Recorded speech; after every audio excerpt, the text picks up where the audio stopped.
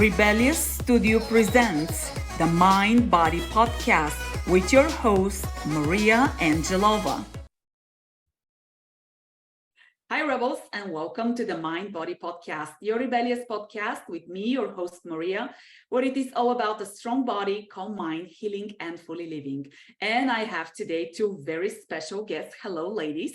I have Katie Novak with Smart Technologies, who is excited about education as a tool to change the world, and Kris Astle, who is the Global Education Strategist with Smart Technologies.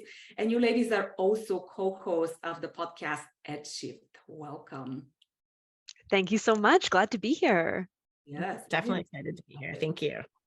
All right, so we are going to dive right in.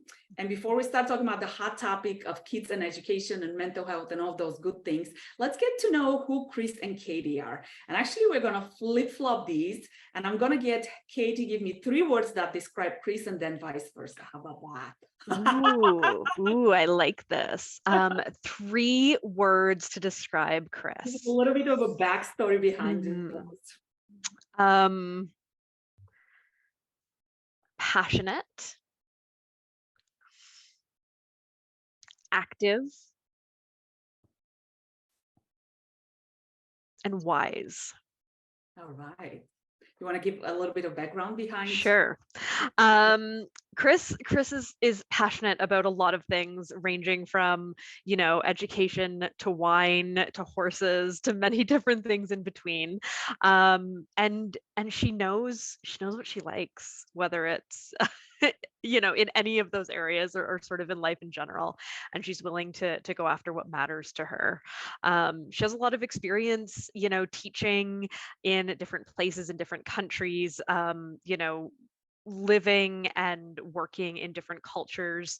And so I think a lot of her wisdom comes from that. And she's an active person. I can always tell when she's been on a run, because I'll get texts with ideas about something that we should do, or a great podcast that she just listened to. So her mind and body are active places where great things happen. Well, that is such a huge compliment, Kris. Can you beat that? I know. Wow. All right. So what expectations? So my 3 words for Katie. So number 1 is curious. Number 2 is adventurous. And number 3 is probably intelligent. All right. Give us the backstory. Yeah. So, I mean, one of the things I love about Katie is no matter what idea I come up with and how crazy it may be, from like a topic on the podcast, or, hey, Katie, let's go cold plunge together and see if we like that.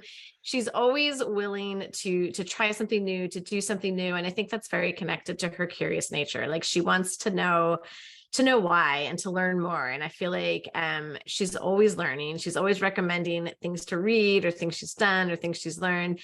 And just in general, she's very intelligent. She knows a lot of things. When you hear her a little bit more as we dive into this podcast, she's thoughtful. Her mind is connected. There's just a web of things in there. And she pulls in so many different areas of life experience, both indoors, outdoors, when it comes to education, when it comes to people. And I think that just all comes together to make her the kind of person that you really want to sit down and have a glass of wine with, because she's got a lot of interesting things to share. All right. So we need to have wine after the podcast. I like that idea. Well, a word that is kind of common to what you both mentioned is the curious, the open-minded, the travel. Let's talk about that in the context of education and kids. I would love to hear your thoughts of how you guys are probably younger than I am, but things are different than when I grew up, and the way education was back then and the way education is today. And from where I see it and from what I see, I have a teenager, 13-year-old now. She's exposed to a lot more things that she thinks she understands, but she really doesn't. The one topic that is probably most contagious in our house is social media and technology, because I constantly have to say, get off the phone, get off the TV, get off the iPad. It's mind-numbing. And I constantly talk about connecting with friends face to face and having conversations and not comparing yourself to others. But as educators, as people who are in that space, who interact with kids and who are exposed to that industry, can you give me your thoughts on how things are different and where we have gaps and where we have opportunities? That's such a great question. I have a teenager at home too, so I know a lot of that. And the conversations we have and the things that, we have to counsel our kids on are not things that we're necessarily prepared for, because they weren't happening when we were kids. And I think that maybe highlights the biggest thing with education is I think the world has changed tremendously. The way we interact with each other, the access we have, the fact that if we're not careful, our kids are almost on display 24/7 because of the role of social media.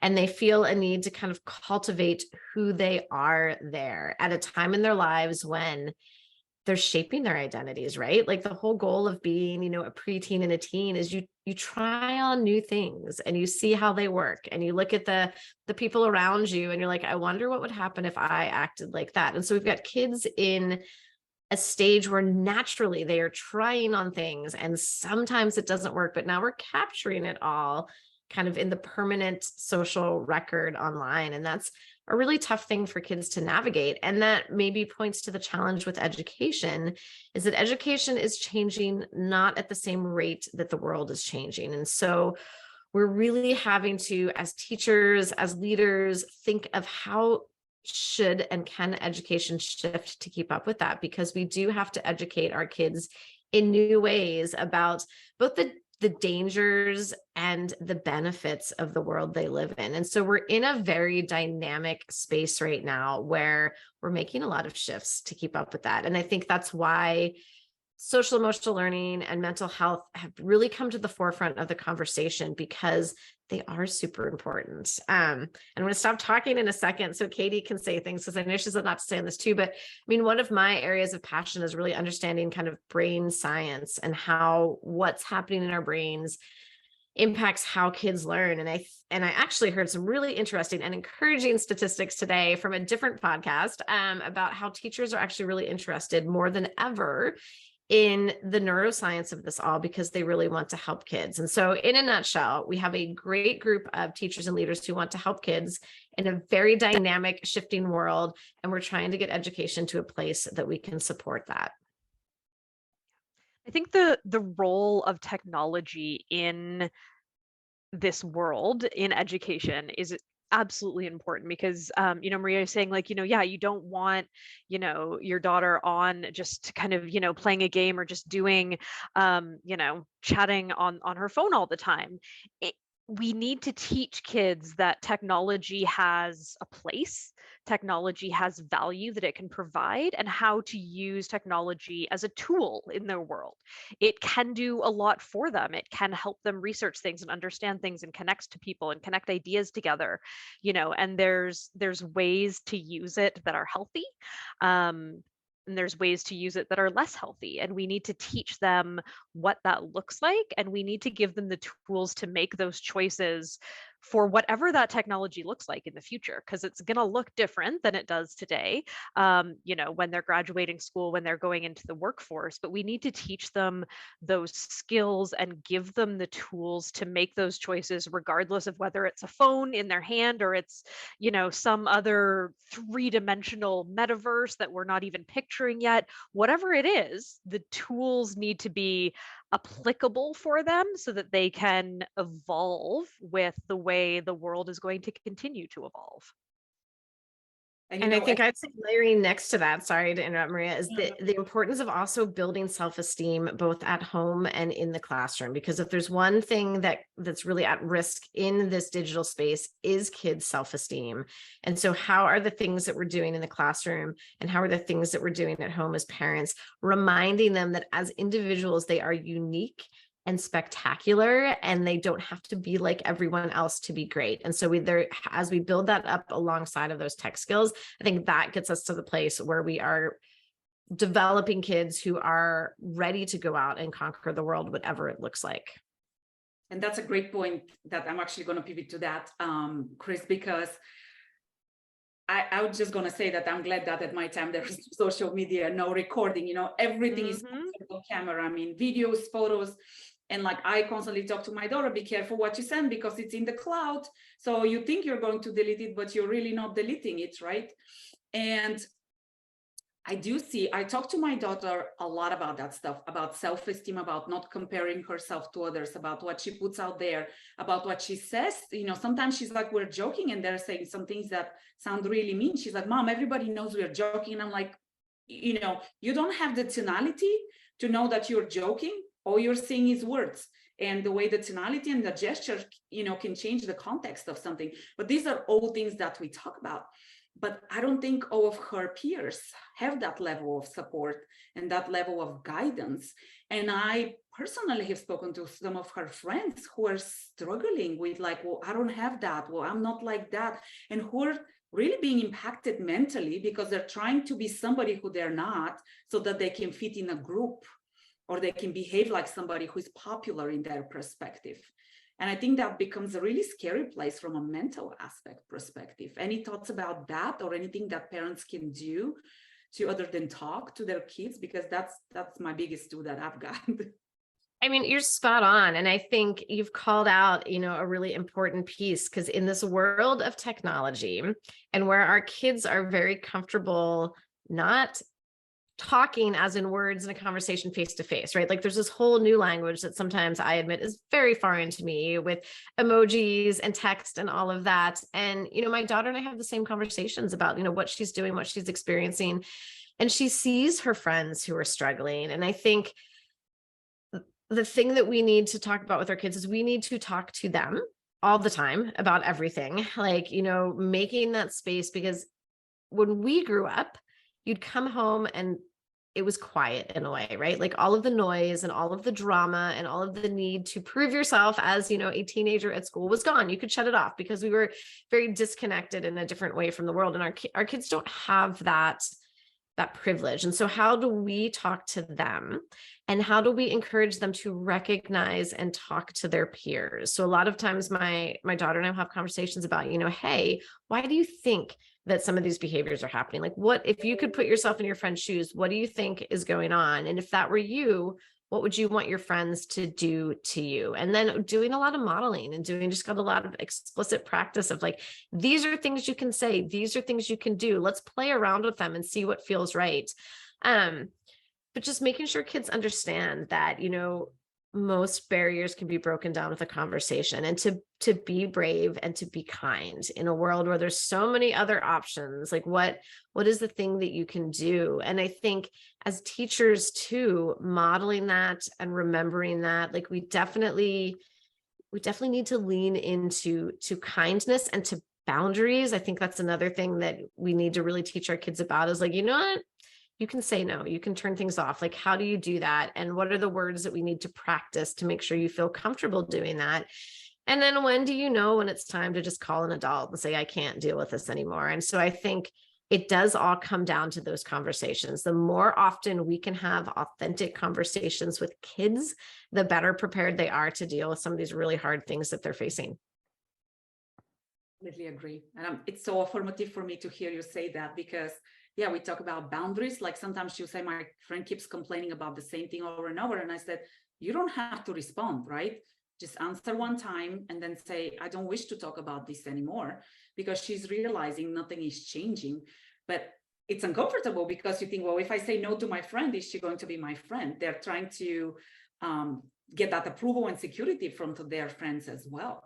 So yeah, Katie, do you have anything to add on the... You just, and in listening to what you're saying, is like, yeah, there's plenty of us who haven't been teenagers in a really long time that are still working on some of those things.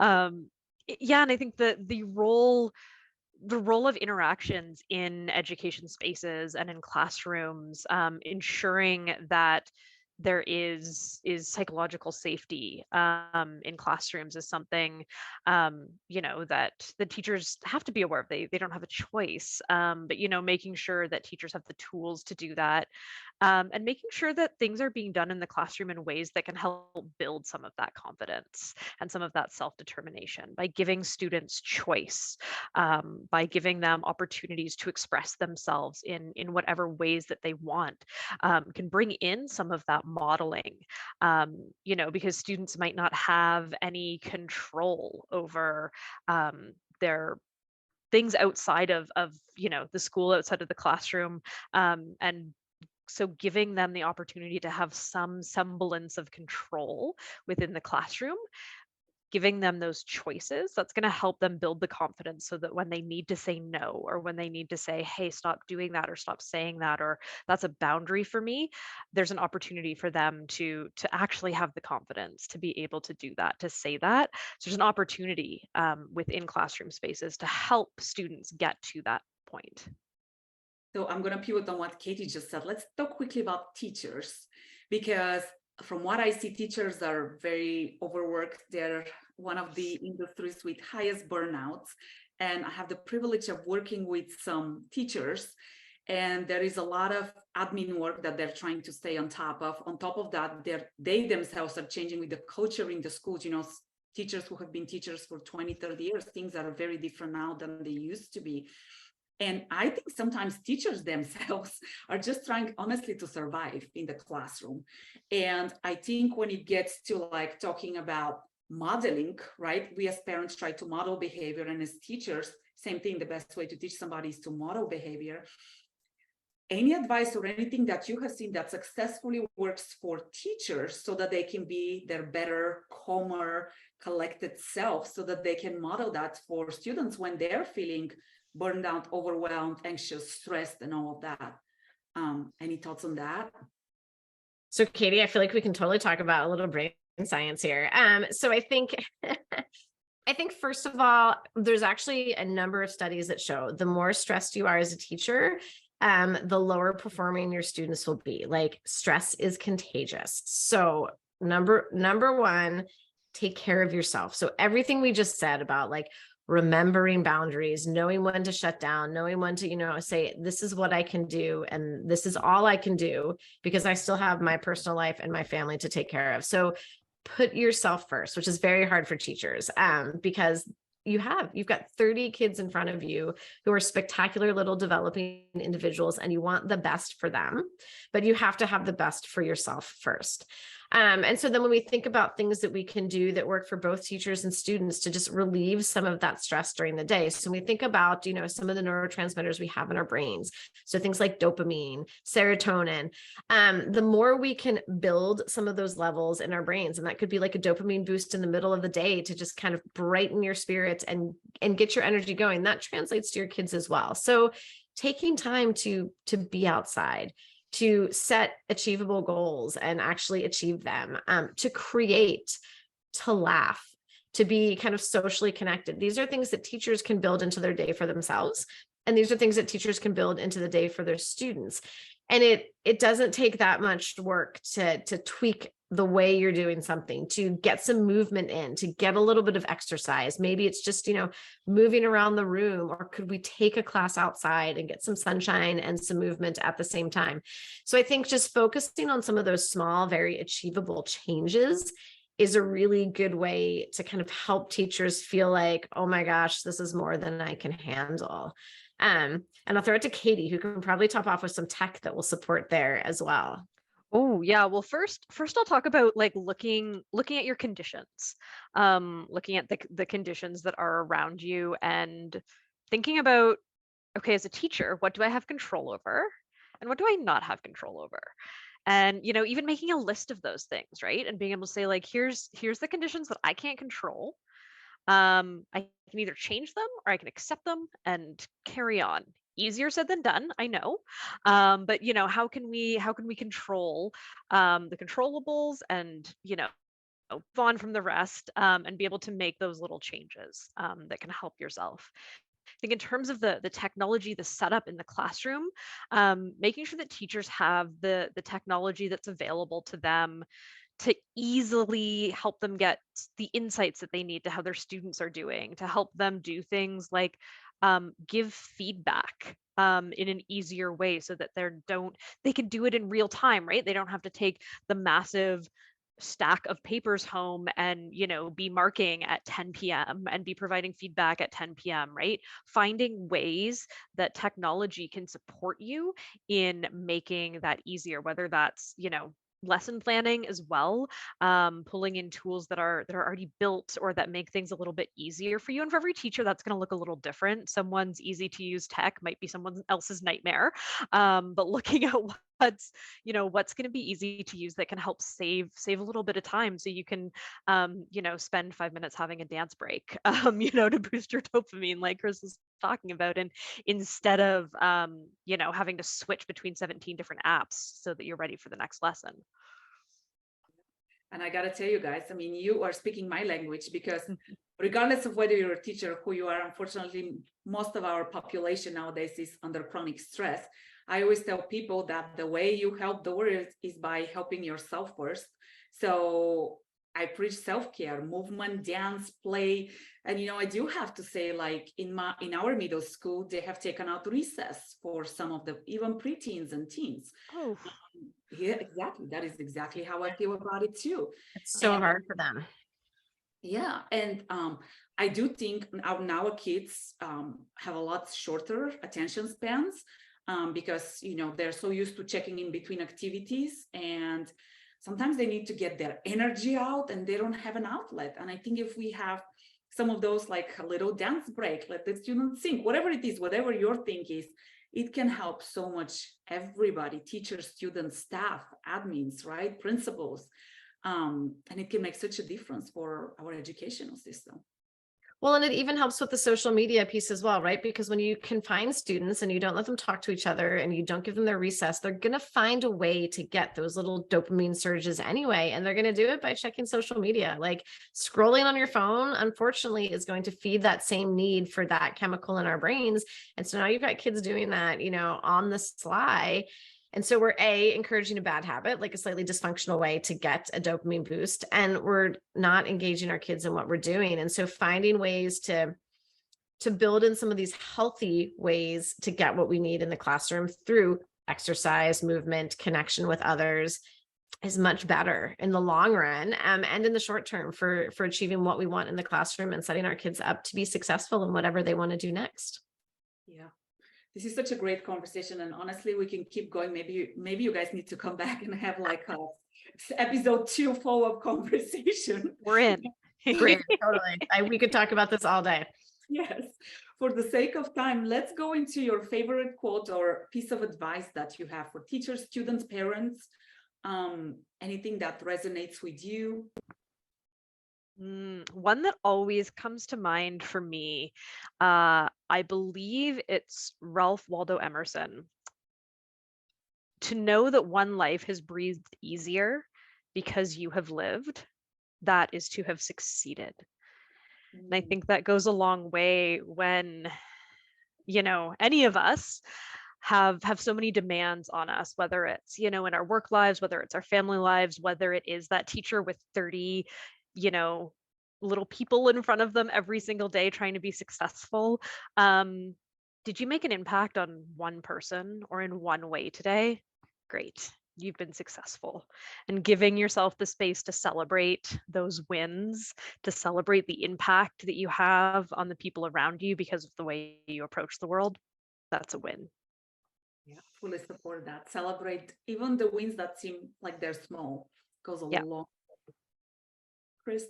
Yeah, that was an amazing quote. I'm going to follow up just with a piece of advice that is deeply grounded in science, but smiling really matters. Mirror neurons are a real thing, and you can change the outcome of many situations and many children's days by approaching everything with a genuine smile. Like, it changes how people react to you. It changes where they may be. I actually do a lot of work with animals as well as people, and smiles work everywhere. Mirror neurons are a thing. And when you can approach something with brightness and openness and a smile, you will be surprised at how that often changes the outcome of what you're walking into. So smile as much as possible for you and for everyone around you. Even if you have to fake it till you make it a little bit, right? I'll tell you a really quick story. I was just back home with my family. We were at the restaurant and they delivered something that was not right. And the staff was very stressed out. And I told my husband, I was like, oh, they messed this up. And he goes, well, good luck dealing with that. He's like, I just wouldn't say anything. I said, no. I said, I'm going to go and be nice and smile. And I said, I'll get this correct. And he goes, sarcastically, he goes, good luck with that. And I went inside and the guys were very stressed out. There was a huge line. It was hot. And I was like, hey, and I was super friendly and smiling. We actually got squeezed in a little conversation as busy as, I kid you not, within 30 minutes, he got me a new sandwich. He got me the fries. And I walked out and my husband goes, no way. And I was like, babe, I was like, it's always the attitude. If you go in there grumpy and they're already overwhelmed and, not feeling their friendliest because they're dealing with this huge line and the heat and all of that, you're not going to get the results that you want. But if you go with kindness and a smile, it's not that hard. So it's a very practical example of how you can approach life with something as simple as get your order changed or how it impacts people's lives. So this was awesome. Okay, guys, quickly, your definition of rebellious. So I would say rebellious is doing what's right, even when no one else is doing it, or it means changing how we think about things or how we do things, but just doing it anyway, because it's the thing that needs to happen. Love it. Katie? Ooh. I don't know if this is so much rebellious or just something that we should all be doing more of, especially as women, but doing what's right for you and not giving a what other people think. Yeah, love it. All right, ladies, where can people find you if they want to follow you? Social media links, website, podcast, mention your podcast. Yeah, you can join both of us for regular conversations on the EdShift podcast. Make sure we have that link over. You can find me, Katie, on all of the social medias, including X and Threads. Formerly known, on all of the socials. So we'll make sure all of those links are available. Yep. And you can find me on LinkedIn if you're really looking hard for me. And then EdShift is on social media these days too, isn't it, Katie? Yes, we are on. Follow the podcast on X, on Twitter. Yep. X. So we'll make sure to include those. Awesome. Awesome. Well, ladies, I am so grateful for your time and your expertise and your great energy. I wish you continued success with all that you do and look forward to staying in touch. And to everybody who checked in today, thank you, Rebels, for listening. Let us know if you have any questions. And of course, make sure to stay rebellious. See you next time. Can't get enough of those rebellious conversations? Do make sure you subscribe, like, and